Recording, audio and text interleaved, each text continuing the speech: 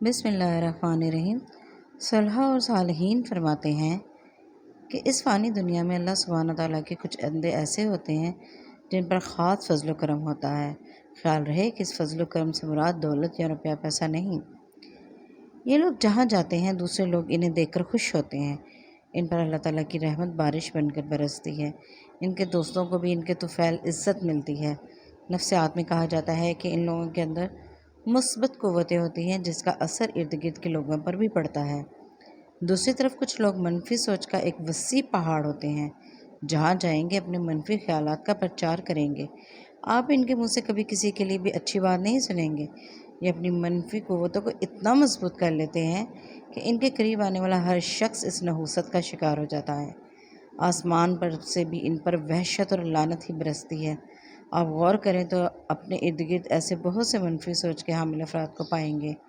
پاکستان کی سیاست کو دیکھ لیں۔ ہر سیاسی پارٹی میں کچھ ایسے افراد ضرور ہوتے ہیں جو اس جماعت کے لیے صرف بربادی ہی لاتے ہیں۔ ان کی منفی قوتیں اپنے قریب آنے والے ہر شخص کو برباد کر دیتی ہیں۔ اس کی عزت، وقار، سیاسی کیریئر سب داؤ پہ لگ جاتا ہے۔ ان لوگوں میں سر فہرست عمران خان ہے۔ عمران خان وہ شخص ہے جس نے جھوٹ بول کر معصوم بچوں کا استعمال کیا۔ شوکت خانم ہسپتال بنانے کے لیے اسکول کالجز میں جا کر جھوٹ بول کر چندہ اکٹھا کیا۔ سیاست میں آیا تو جھوٹ بول کر عوام کو خوشحالی کے وہ خواب دکھائے جو آج تک شرمندہ تعبیر نہیں ہوئے۔ معاشرے میں کون سی اخلاقی برائی نہیں ہوگی جو عمران خان نے بے بانگ دہل نہیں کی۔ بد زبانی، بد اخلاقی، بد کرداری کیا نہیں اپنے پیروکاروں کو سکھایا۔ سابقہ سیاسی جماعت تحریک انصاف پاکستان کی تاریخ کی وہ واحد سیاسی جماعت ہے جس کا ہر رہنما ذلت کے گڑھے میں گرا۔ چاہے وہ خاتون ہو یا مرد ہو، کسی کو بھی عزت نہیں ملی۔ یقین نہیں آتا تو ہر فرد کی ہسٹری اٹھا کر دیکھ لیں۔ شاہ محمود قریشی، پرویز الہی، جہانگیر ترین، علیم خان، جاوید ہاشمی، بیرسٹر گوہر، شیر افضل مروت، زرتاج گل، ملائکہ بخاری، عثمان ڈار، ابرار الحق، شہریار افریدی، علی امین گنڈا پور، پرویز خٹک، غرض کے ایک لمبی فہرست ہے۔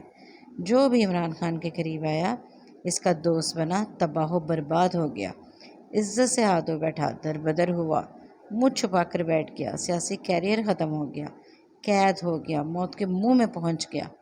عمران خان جب ملک کا وزیر اعظم بنا، ملک کی عوام ذلت کے گڑھے میں گر گئی۔ لوگ اشیاء خوردونوش کو ترسنے لگے۔ لنگر خانوں نے عزت نفس ہی ختم کر دی۔ معاشرے میں چھوٹے بڑے کی عزت ختم ہو گئی۔ شرم و حیا کے پردے چاک ہو گئے۔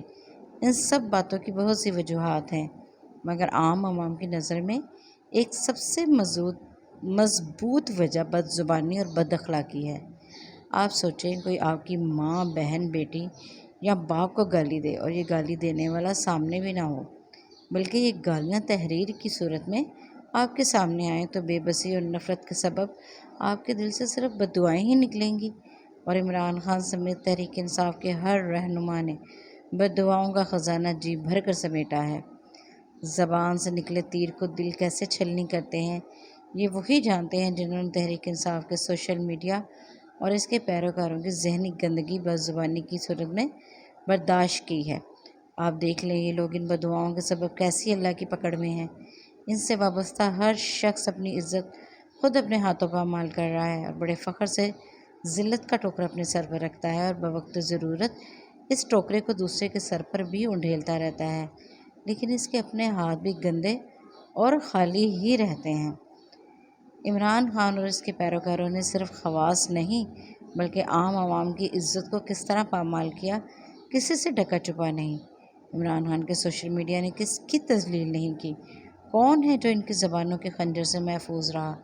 انہوں نے مثبت تنقید نہیں کی بلکہ ہر ایک کی تذلیل کی۔ ان کی زبانوں کو جب لگام نہیں دیا گیا تو 9 مئی کو ان کے ہاتھ بھی کھل گئے اور پھر جو ہوا پوری دنیا نے دیکھا۔ اللہ تعالیٰ نے بندہ مومن کو اشرف المخلوقات بنایا، فرشتوں سے سجدہ کروایا، اور جب مومن ہی دوسرے مسلمان کی تذلیل کرے گا، اسے عزت نہیں دے گا، تو پھر اللہ رب العزت خود ہی اپنی سچی کتاب میں فرماتے ہیں کہ اللہ کی پکڑ بے حد شدید ہے۔ مجھ سمیت ہم سب کو اس پر غور کرنے کی ضرورت ہے۔ اللہ تعالیٰ ہمیں اپنے پسندیدہ بندوں کی فہرست میں شامل کر لے، آمین۔